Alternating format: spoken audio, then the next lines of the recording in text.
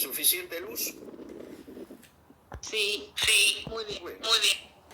estamos en el balcón, así que... Bueno, Bien. ¿cómo te ¿Cómo te encontrás vos? ¿Bien? Muy bien, muy bien. Se oye un poco, Genial. se oye un poco entrecortado a veces. Sí, Sí, yo estoy yo escuchando mi propia voz tarde. No sé por qué. No sé por qué. Sí, hay Sí, hay muchísimo eco. Capaz que está muy Capaz que fuerte está muy fuerte el volumen. No tengo idea. A ver, vamos a bajar un poco.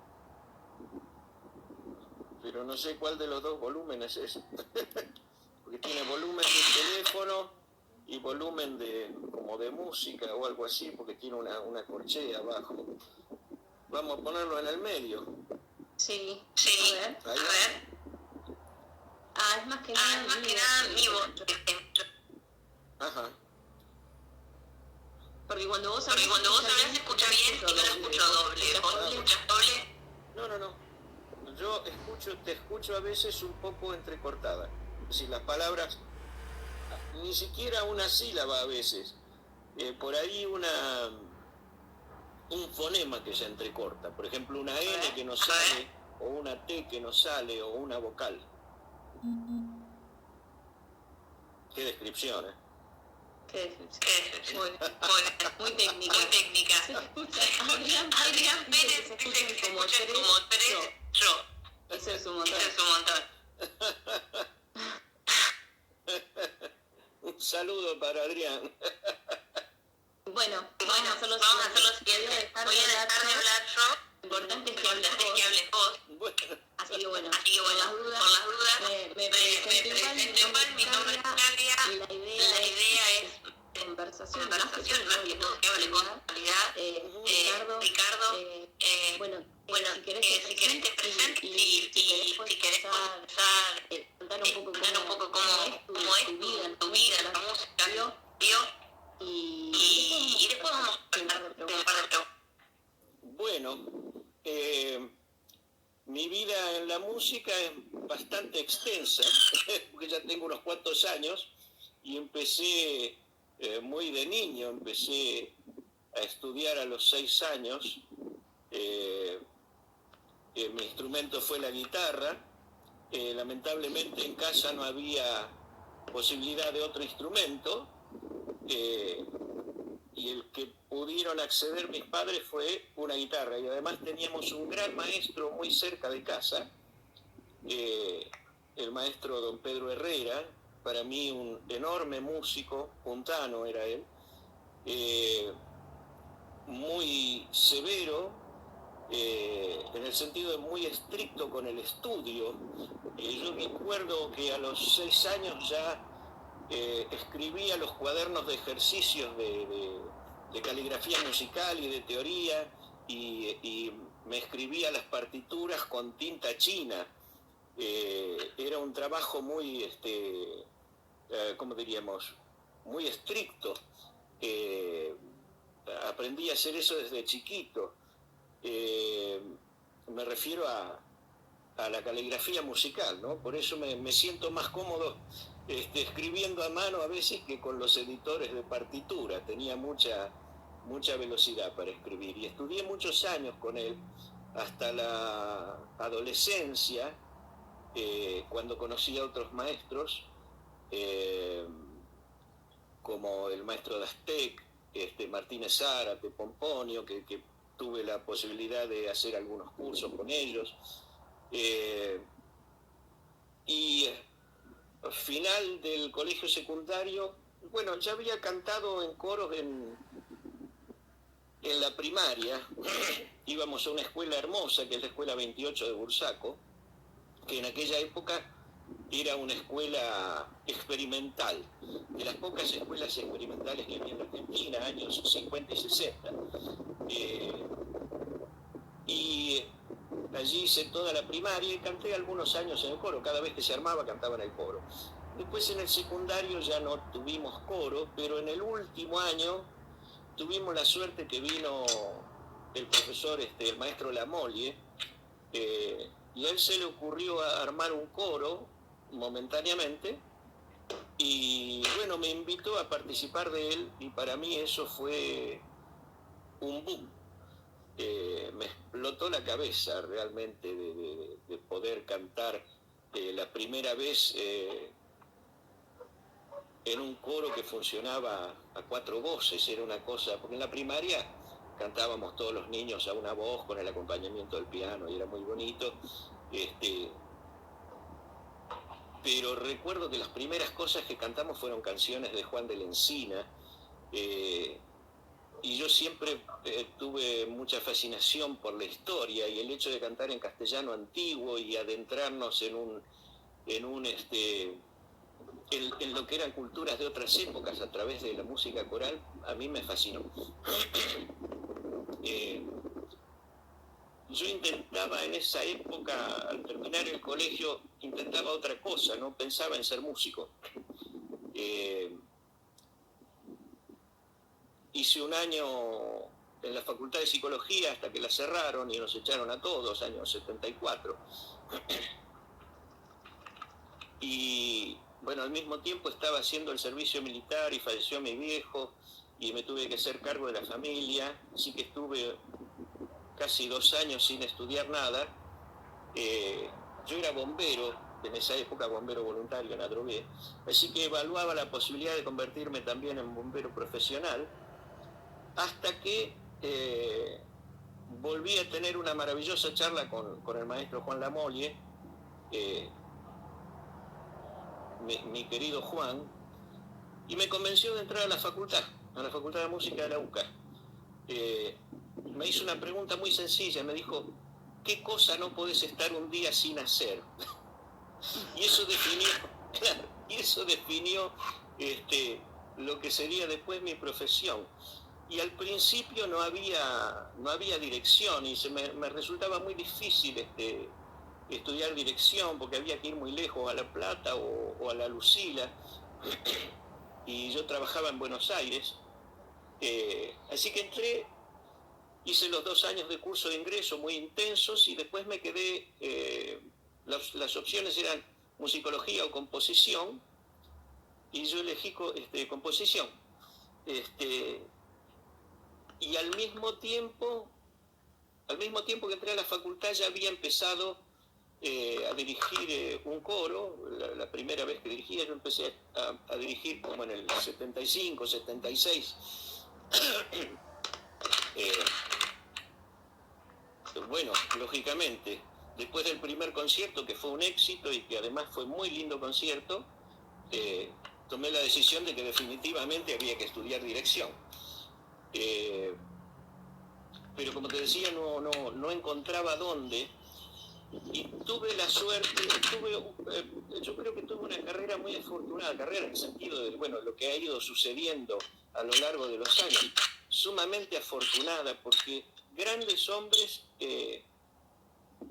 me tomaron de la mano y me llevaron a transitar por ese camino.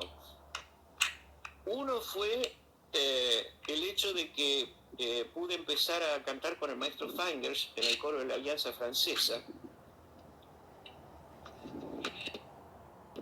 y al poquito tiempo me pidió que lo ayudara y que fuera su asistente en la preparación de los coros. Y a la vez me fui al Conservatorio Municipal de Buenos Aires, yo no era alumno, y pedí que me dejaran cursar como extraordinario, y el maestro Rodolfo van der Meulen me abrió su cátedra, me abrió su corazón, demostrando la talla de maestro que era, al igual que Julio, grandes maestros y grandes personas. Y estuve 2 años con él como alumno extraordinario, pero él me trataba como un alumno más, me tomaba exámenes, me preparaba, me dejaba participar, fue una experiencia realmente hermosa. Hasta que finalmente en la facultad se abrieron las carreras de dirección y también me anoté en ellas, y dio la casualidad, o no, qué sé yo, que vino como maestro de dirección coral el maestro Fingers. con cual tuvimos los 2 primeros años, y después, cuando él se fue, porque había sido designado rector del Conservatorio Nacional, y había tomado la dirección del Coro Polifónico Nacional, cuando él se fue, vino el maestro Balsanelli, otro enorme maestro que tuvimos la suerte de tener, y con él hice algunos años también, hasta que me recibí. Después quedé como asistente de cátedra y fui su alumno en clases particulares también, y en dirección orquestal tuve la suerte de trabajar con el maestro Russo, y posteriormente fui alumno de caramba, ahora no me sale el nombre, pero ya me voy a acordar. No me sale el nombre no porque no lo tenga en estima, sino porque mi cabeza ya está un poco oxidada. Bueno, pero el asunto es que tuvimos la suerte de tener grandes maestros en la facultad. Imagínate que tuve la suerte yo digo siempre que en vez de alumno de la facultad fui alumno del maestro Camaño, porque lo tuve en todas las materias troncales de la carrera. Lo tuve 6 años en composición, 3 años en orquestación, 3 años en armonía. Él era el decano de la facultad. Así que para nosotros una suerte enorme. Lo tuvimos a Gandini, a Marta Lambertini, y tuvimos a grandes cantantes que fueron nuestros maestros en la carrera de dirección también, Matielo Serantes, Margarita Kenny.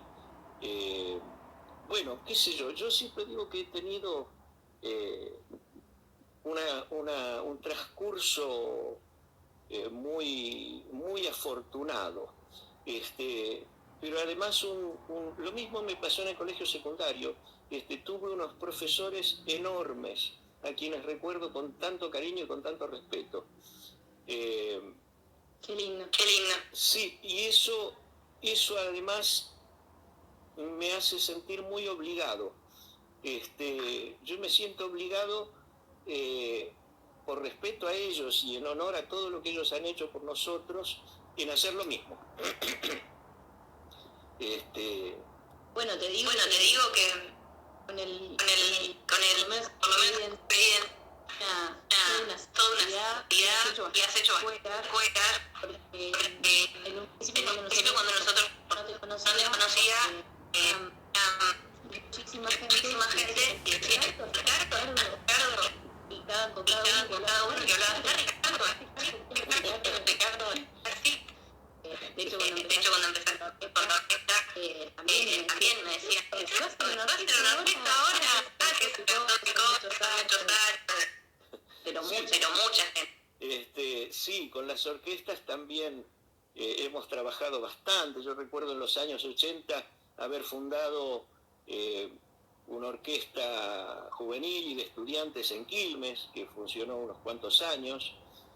Después formamos la orquesta juvenil de Almirante Brown, de la cual salieron varios profesores del programa, que tenemos la enorme suerte de tenerlos en el programa. Bueno, ellos estaban en esa orquesta cuando eran jóvenes estudiantes del conservatorio.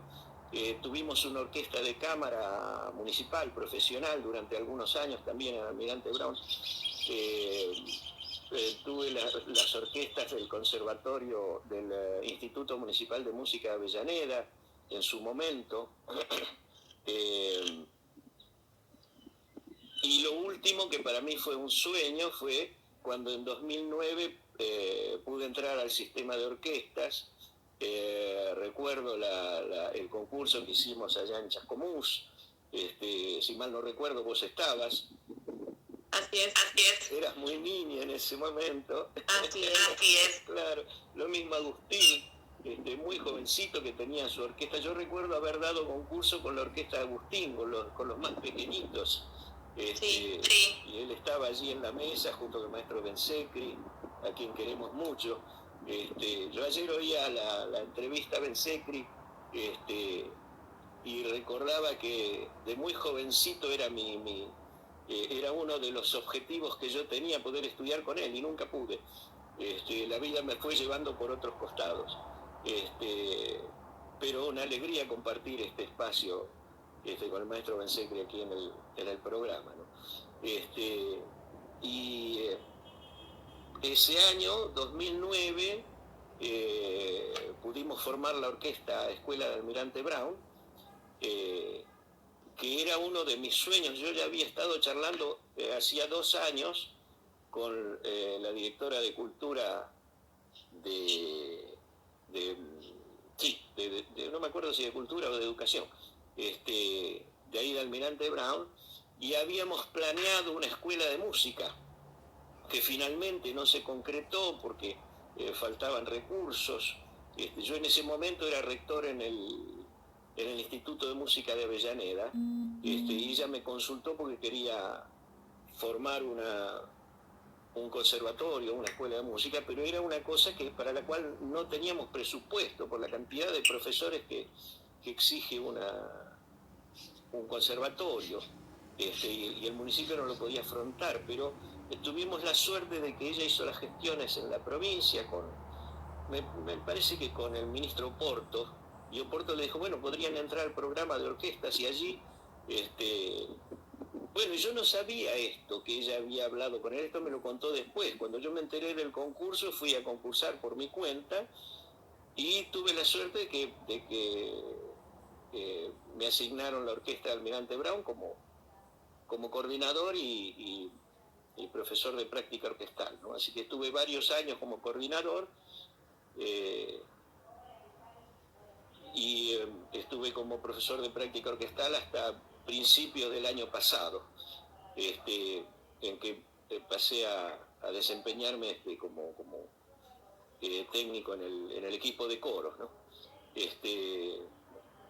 Y eso para mí fue de una felicidad enorme, porque casi toda mi vida he tratado de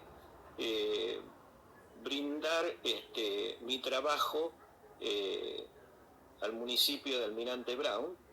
Yo soy de Bursaco, si bien ahora ya no vivo allí, ahora vivo en Tandil, pero yo era de Bursaco, así que tuve coros en Bursaco, en Adrogué, y desde luego el coro del Colegio Nacional y el coro juvenil Adrogué, que fueron muchísimos años. Respecto del coro del Colegio Nacional hay cosas muy interesantes. El coro se formó en el año 88, en el 87 hubo un proyecto del Ministerio de Educación de la Nación para la creación de cargos de directores de coro rentado, es decir, para especialistas en dirección coral, que había pocos en ese momento, y que fuera un cargo rentado, no que fuera parte de la cátedra de música, que fuera un cargo específico. Y esto fue dirigido a colegios y escuelas nacionales con más de 20 cursos, y se hizo en todo el país. Pero no fueron muchas las escuelas que decidieron adherir al proyecto, porque y muchas veces tener un coro funcionando a contraturno es un problema en las escuelas. Hubo muchos que dejaron la circular en un cajón y nunca llamaron a concurso. Soy testigo de eso, de que no llamaron a concurso. En otros lados sí, los docentes, los concursos eran de antecedentes y oposición. Había que presentar un proyecto y después defender el proyecto ante el consejo académico de los colegios. Yo recuerdo haber dado un concurso ante 11 profesores que integraban el consejo académico, y haber compartido ese concurso con queridos amigos, con colegas, y tuve la suerte de haber accedido al cargo, tanto en el Colegio Nacional como en la Escuela Comercial de Adrogué, que funcionaba en el mismo edificio. Después tomé el coro del Colegio Nacional de Banfield, que estuve poco tiempo, y los coros del Colegio Nacional y la Escuela Nacional de Comercio de Mar del Plata. ¿Por qué Mar del Plata? Yo en esa época había sido designado de director del coro de la Asociación de Ópera de Mar del Plata y viajaba semanalmente. Me había propuesto Balsanelli para ese trabajo. Así que durante 6 años estuve viajando a Mar del Plata todas las semanas y tuve la suerte de hacer mucha ópera allí, que es un género que me fascina.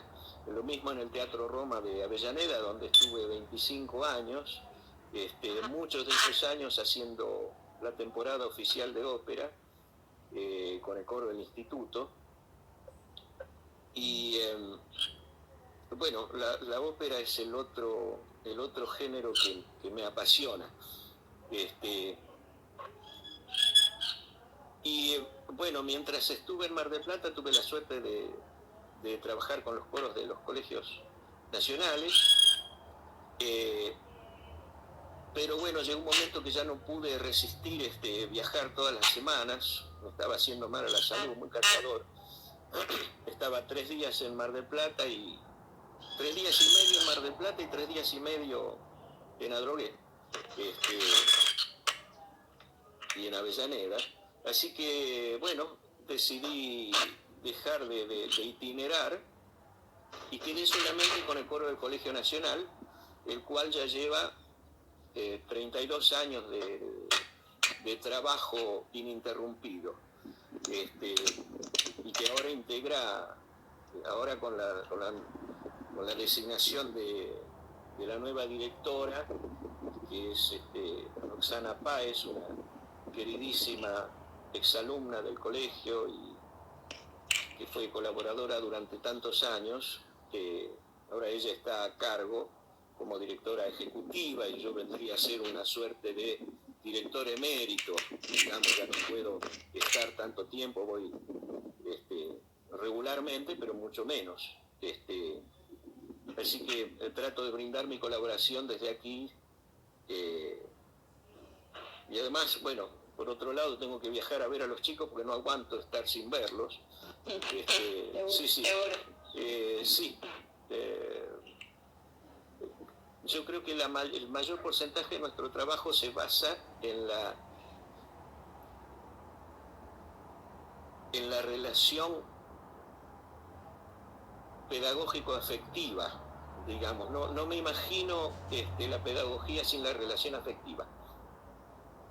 Si no hay un vínculo muy fuerte entre el director y los cantantes. Así que tengo que ir allá a recargar las pilas, a ver los chicos, a ver cómo están cantando. Hago algún taller especial para ellos, y me vuelvo aquí a Tandil, donde también tengo compromisos, porque hace un par de años he empezado a tomar materias en el conservatorio, así que tengo que estar presente dando las clases, luego regularmente. Mira, quería no sé si solucionado el tema del eco, creo que no. Quería hacerte una pregunta que me hacen acá y además decirte que llegan un montón de saludos de alumnos tuyos, de todos lados, pero del coro de Ignacio, te mandan muchos saludos. Son unos dulces.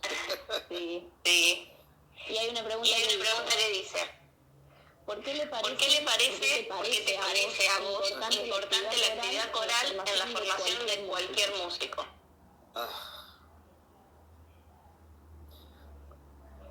Para mí es maravillosa la actividad coral porque uno es el instrumento, uno es la melodía y uno es la armonía, pero uno, físicamente, su cuerpo.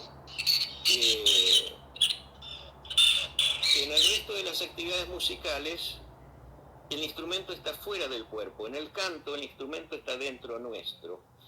Y en el canto coral, el cuerpo se integra a la armonía a través de la voz. Por otro lado, yo sostengo siempre que el canto coral es tal vez la herramienta o el espacio de integración de saberes per se. En particular, en lo que es el canto coral en la escuela, que digamos que es, junto con la ópera, son los dos campos que a mí más me interesan. Por un lado, la ópera por una cuestión de placer personal y de pasión personal, y por otro lado, el coro escolar, que también es una cuestión de placer personal y de pasión personal. Pero en el canto coral, fundamentalmente en la escuela, es donde se integran los saberes de todos los demás espacios curriculares. Uno tiene que cantar con todo lo que ello implica. El cantar es una actividad física, además de mental, pero primero es una actividad física. Yo siempre digo que es un deporte más cantar. Uno cuando canta poesías. Está bien que muchas veces en los arreglos algunas voces cantan dum dum y no cantan poesías, pero eso es un problema de los arregladores. Que deberían esforzarse en que todos canten melodías muy bellas. Pero digamos, todos los grandes arregladores lo hacen. Pero los bajos siempre se quejan que les tocan los dum dum. Pero uno canta poesías, así que uno tiene que hacer un trabajo muy intenso acerca de la literatura, acerca de los estilos literarios, acerca del uso de las palabras, acerca del significado de las palabras. Uno tiene que aprender a articular las palabras de una manera distinta de lo que lo hace en el habla común.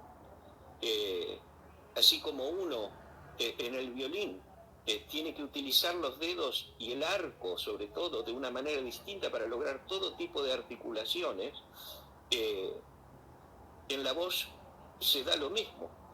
Uno tiene que llegar a movimientos, como diríamos, muy pequeños, a micromovimientos, para poder lograr distintos tipos de articulación, para que la palabra sea una palabra dramática, es decir, usada en sentido teatral, como debe ser la poesía. Uno, para poder interpretar correctamente la música coral, debe conocer los contextos históricos y geográficos, así que ahí van implícitos los conocimientos de geografía y de historia. Uno, para poder cantar, necesita conocer cómo funciona su aparato fonador, así que ahí van implícitos conocimientos de fisiología, de biología, de anatomía, de higiene y cuidado, en este caso de la voz. Uno, para poder cantar, necesita entender lo que hay detrás de las palabras, y también se mezclarán allí, o será un espacio donde entrará la psicología.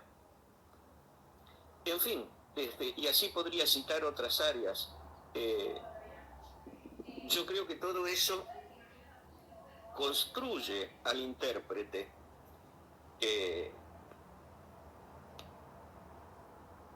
El cantar requiere de muchos repensamientos, de volver una y otra vez sobre las melodías, sobre los textos, sobre las armonías. Requiere encontrar la articulación justa para que el fraseo sea el correcto, o por lo menos para que el fraseo exprese lo que hay dentro de nuestros corazones y de nuestras cabezas.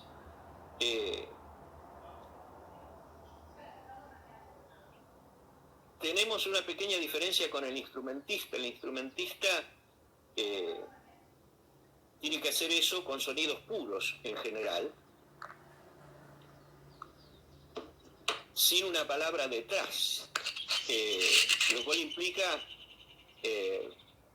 tal vez otros modelos de pensamiento u otros parámetros. En el caso del canto, el hecho de tener la palabra automáticamente nos llena el pensamiento de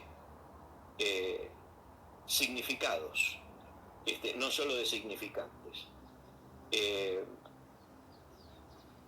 Bueno, esas son las razones por las cuales yo creo que el canto coral es imprescindible en la formación de todo músico, y especialmente es imprescindible en la formación de toda persona. Por eso es que desde hace 30 años más o menos, o poco más, reclamo a cuanto ministro se me pone al alcance que necesitamos un coro en cada escuela primaria y en cada escuela secundaria. No es caro,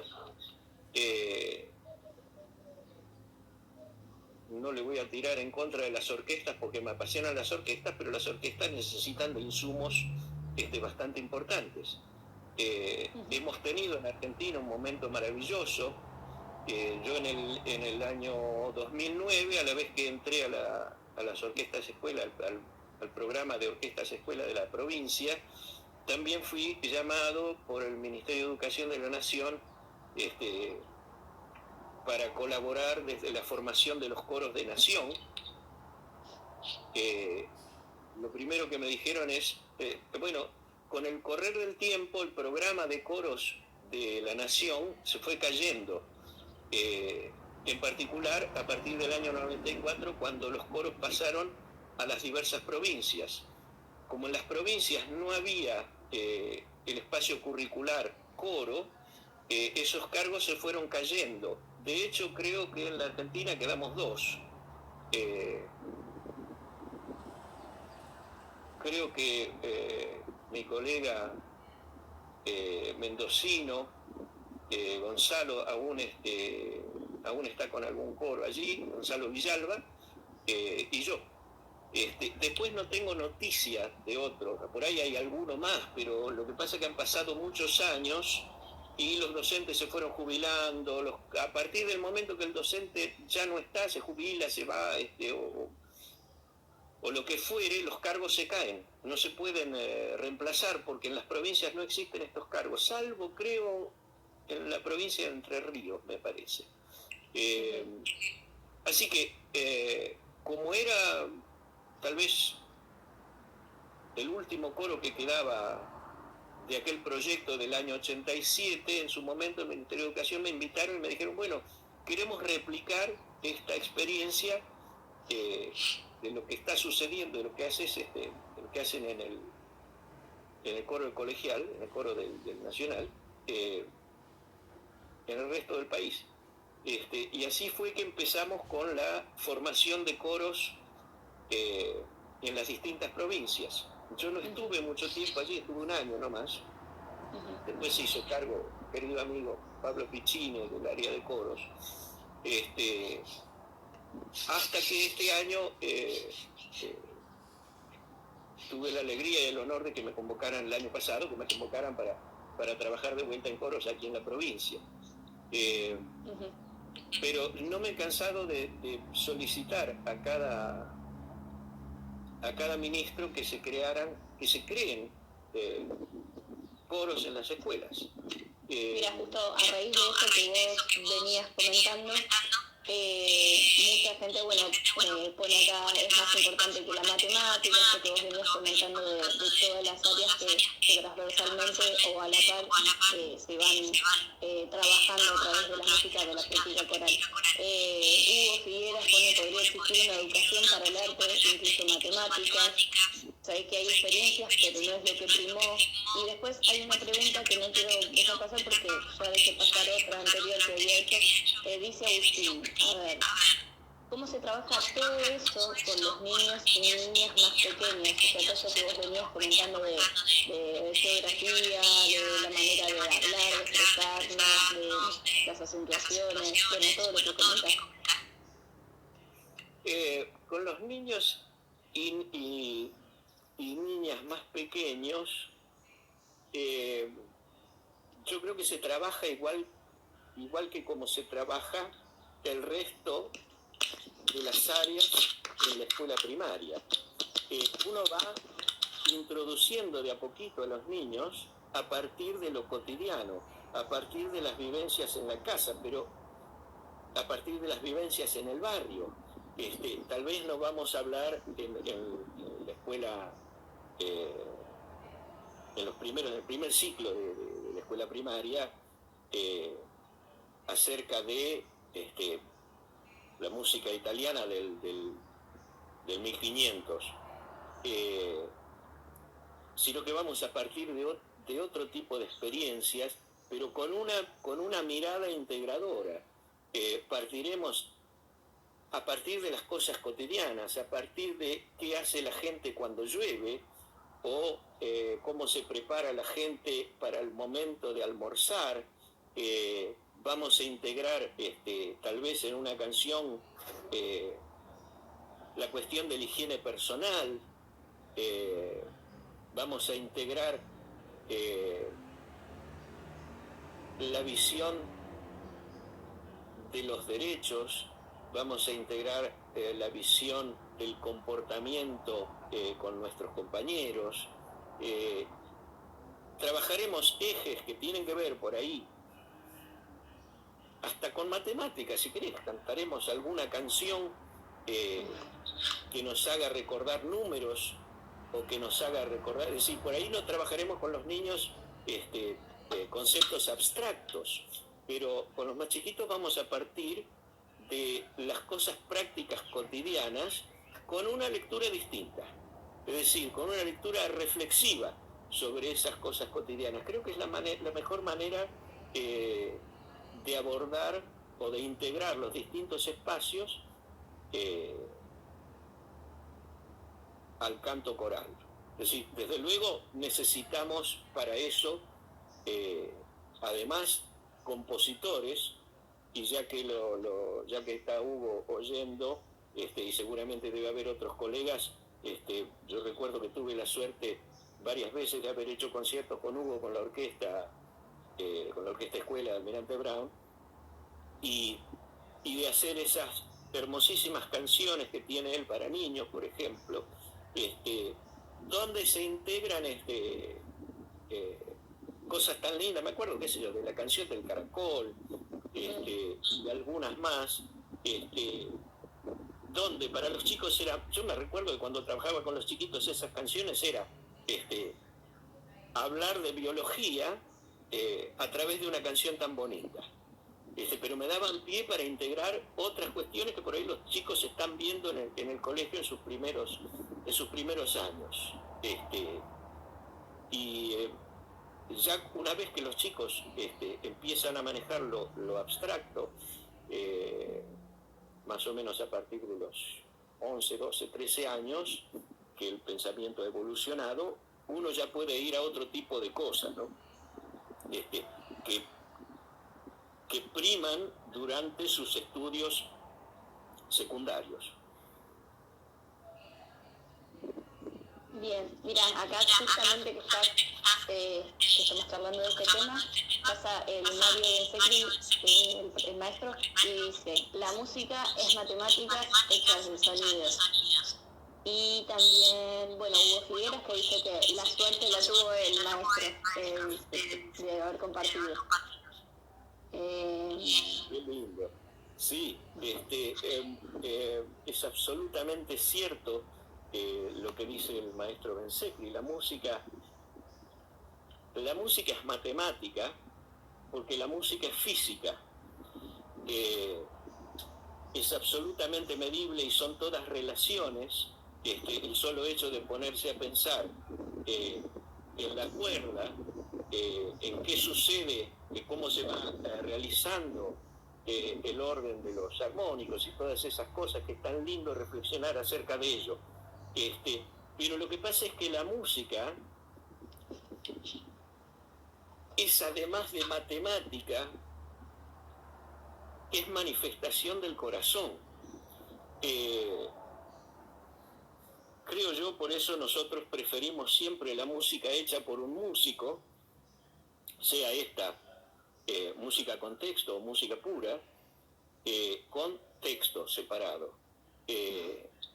No digo por las dudas, porque por ahí uno habla rápido y no se entiende bien. O música pura, pero lo que le da el carácter a la música es el corazón, es la pasión, es el sentimiento, es lo que hay entre las notas, que hace, que produce en el otro la emoción, que produce en el otro la catarsis. Desde luego, no es ajena las proporciones matemáticas en la emoción. De hecho, las proporciones matemáticas están en todas las manifestaciones artísticas. Las obras más hermosas de Da Vinci, por ejemplo, nos conmueven, entre otras cosas, por sus proporciones, por la armonía de sus proporciones, aunque no seamos conscientes de ello. Con la música pasa lo mismo. Pero además está lo otro, ¿no? Está la palabra amor cantada en dos intervalos.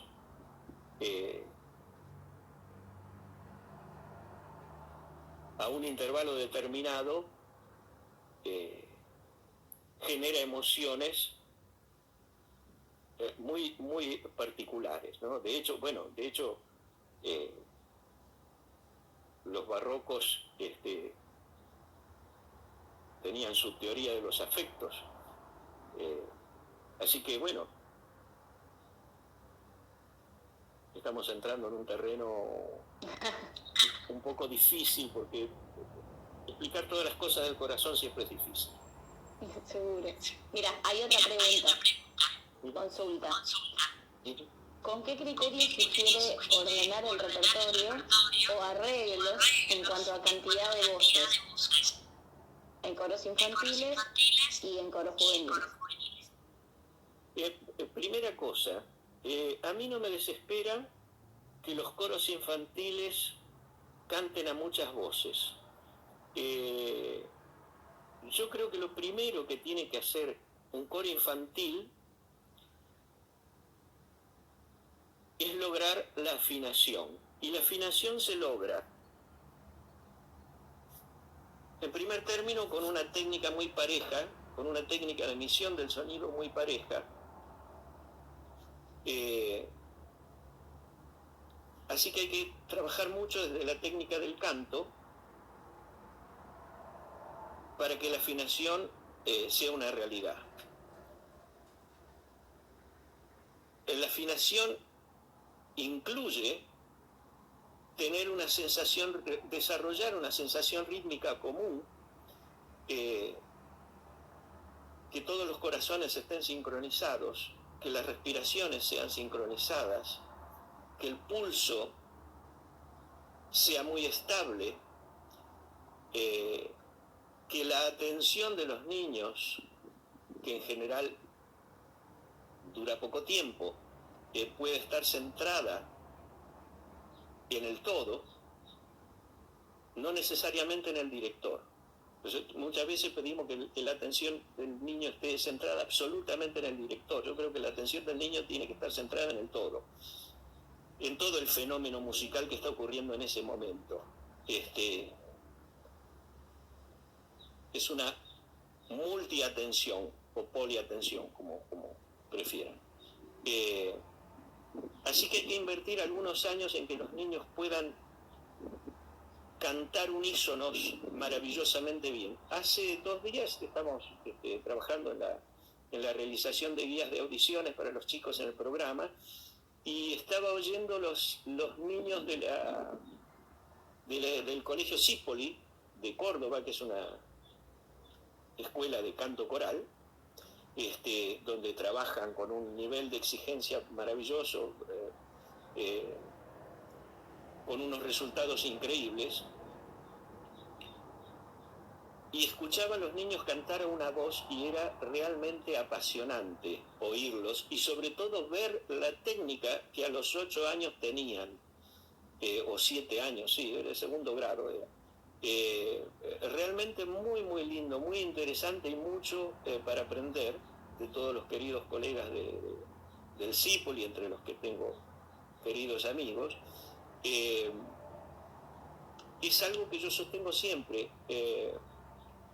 Cuando está bien puesta la técnica, cuando se han logrado los objetivos del lenguaje musical o de las habilidades del lenguaje musical, tanto en audición como en producción del sonido, en los niños solitas van a aparecer las 2 voces y posteriormente las 3 voces. Muy importante para mí hacer una base, hay que hacer un cimiento muy sólido, hay mucho tiempo para que los niños canten a 3 voces. Desde luego es emocionante, cuando uno canta por primera vez a 2 o 3 voces ya produce una emoción enorme, pero el asunto es que cantar a 2 o 3 voces requiere de otras habilidades que estén bien plantadas, y para eso hace falta, creo yo, mucha frecuencia, un par de años de trabajo con mucha frecuencia sobre el canto unísono y con acompañamiento instrumental, fundamentalmente porque el acompañamiento instrumental nos va a permitir el desarrollo del oído armónico. Así que completame la pregunta, porque me detuve mucho en lo de los niños y no me acuerdo cómo. Sí. Otra cosa. ¿Con qué criterios ordenaría el repertorio o arreglos en cuanto a cantidad de voces? Bueno, en cuanto a los coros juveniles, eso en cuanto a los coros de niños, decía, entonces una sólida base de canto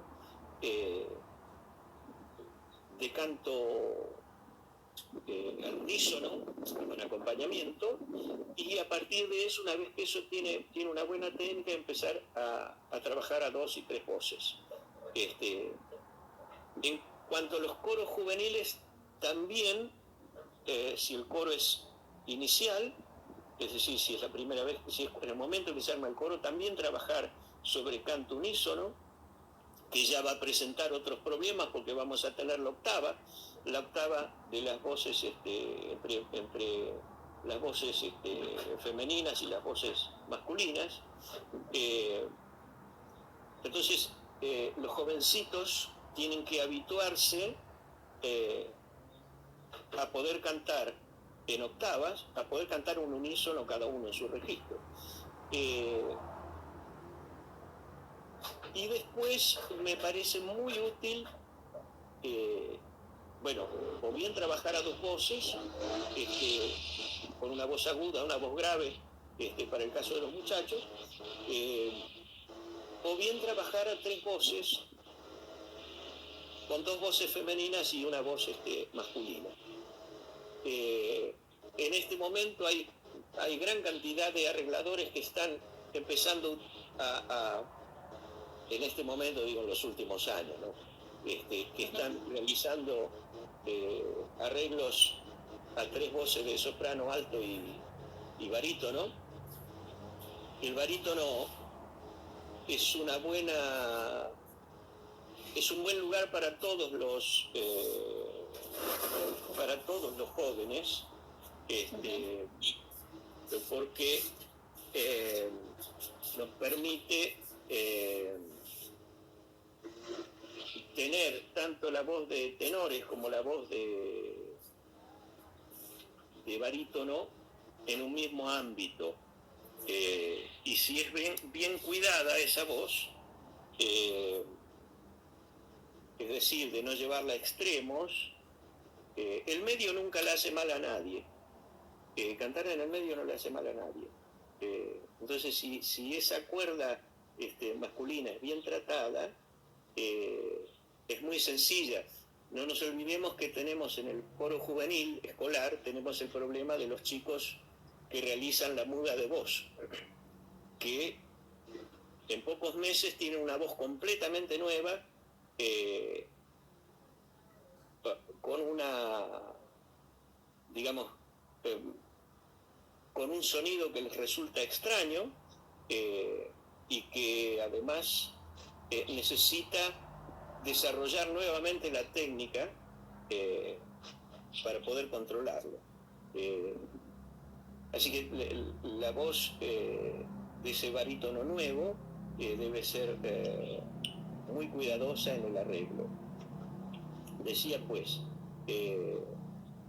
una vez que el coro se ha habituado a trabajar esta música de tres voces mixtas, se puede pasar cómodamente a las 4 voces mixtas, pero el asunto es que uno debe tener en el coro suficientes voces masculinas,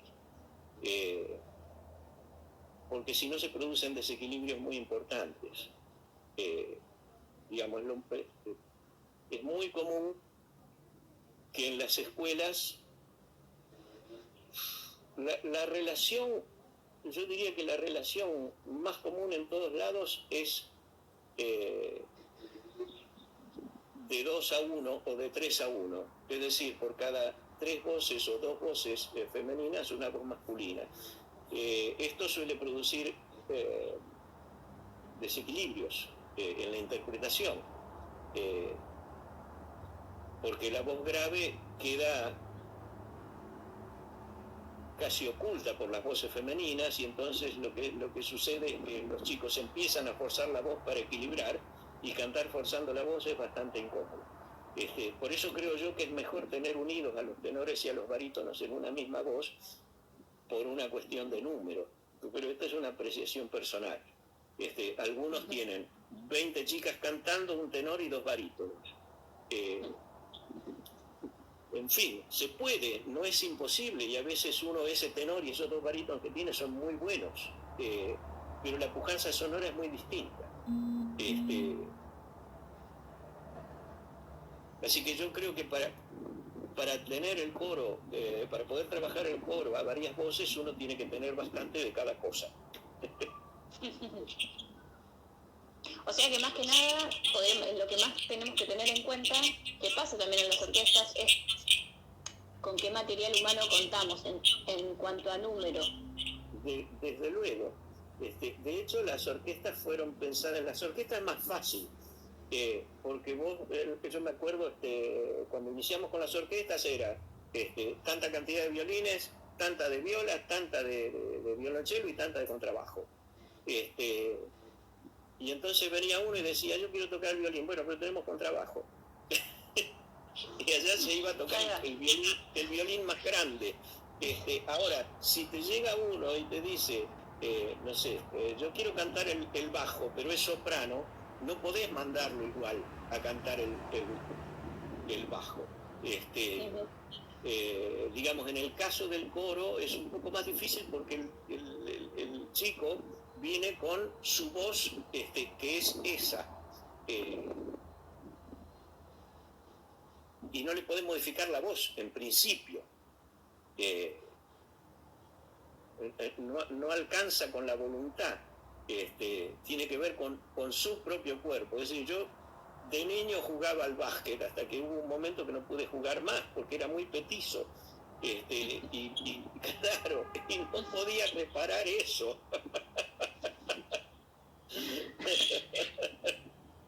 Sí, bueno, uno, ¿qué va a hacer? Es soprano. ¿Qué va a hacer? No puede cantar de bajo. No hay chance.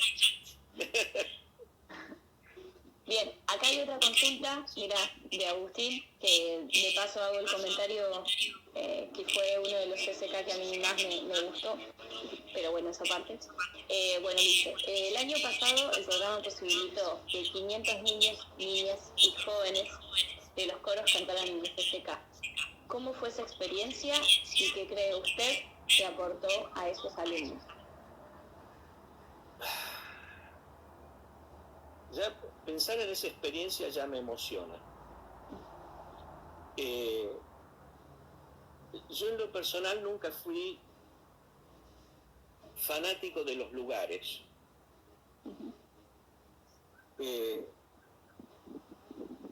no me muero de desesperación por cantar o dirigir en el Colón, no me muero de desesperación por cantar o dirigir en el CCK ni en ningún lado. Me alcanza con hacerlo. Pero tengo algunas anécdotas divertidas respecto de eso. Después la contamos en todo caso. Dale. Acerca de los lugares donde uno canta. Sí. Pero lograr que todos estos chicos se reunieran a cantar, que pudieran hacer obras que hayan acometido una obra tan importante como la Misa Criolla, y haber estado en ese lugar fue maravilloso. Yo no conocí, mira, ¿cómo será que yo no conocía el lugar? Ni siquiera había ido a oír conciertos allí. Lo había visto alguna vez por televisión. Yo debo destacar que la atención de la gente del CCK fue sensacional, fue como en los mejores teatros. Yo soy un bicho de teatro, como ya te dije, a causa de la ópera, y el lugar es bueno cuando toda la gente del teatro, especialmente los técnicos, el personal administrativo, cuando todos saben hacer su trabajo y cuando todos te tratan como nos trataron allí. Enormemente agradecido. Yo creo que ya cuando nos saludaron los técnicos yo ya sabía cómo era el asunto. Cómo han tratado a los niños y a los jóvenes. Y además, como el lugar cuenta con medios técnicos sensacionales, como debe ser, de primer orden, todo eso ayuda a que los artistas, en este caso los niños y los jóvenes, se hayan sentido maravillosamente bien. Y nosotros que teníamos el trabajo de conducirlos,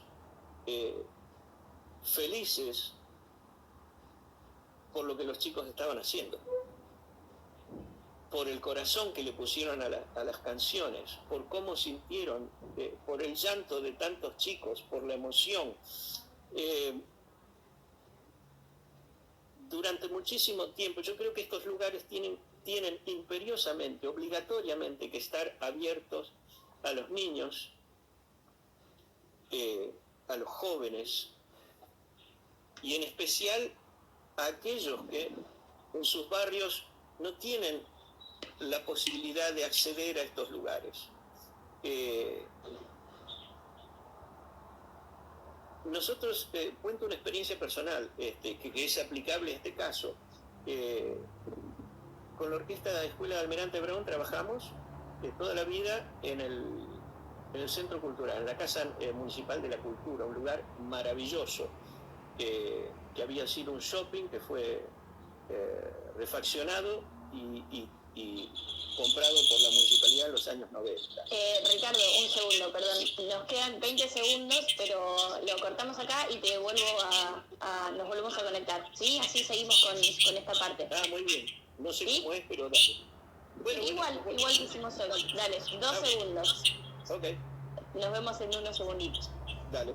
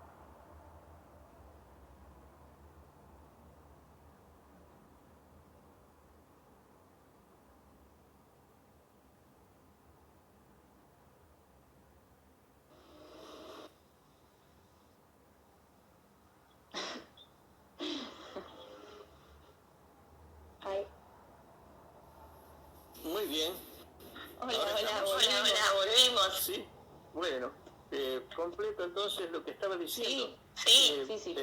Trabajamos, decía, con la Orquesta Almirante Brown en la Casa de la Cultura. Un lugar bellísimo. Y a veces nos decían, bueno, sería mejor que trabajaran en las escuelas. Mi criterio siempre fue qué bueno que los chicos pueden trabajar en la Casa de la Cultura. ¿Por qué? Porque de esa manera le estamos diciendo a los chicos, la Casa de la Cultura